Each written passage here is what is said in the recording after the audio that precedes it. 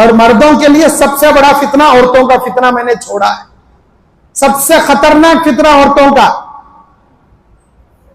اللہ کے نبی علیہ السلام بیان فرماتے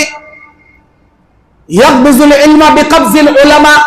ویظہر الجہل، قیامت کے قریب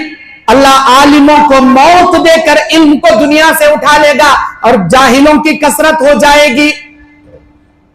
ابھی کرونا میں ہم دیکھیں بڑے بڑے دنیا کے جید اکابر علماء ایک لمحے ایک جھٹکے سے دنیا سے چلے گئے، علماء کی کثیر تعداد دنیا سے رخصت ہو گئی، جنہوں نے حدیث کے لیے، علم تفسیر کے لیے اور علم فقہ کے لیے بہت بڑی خدمت انہوں نے انجام دی، جن کی سینکڑوں کتابیں جنہوں نے لکھے تھے، تصانیف کرنے والے محدثین، علماء، مفسرین دنیا سے رخصت ہو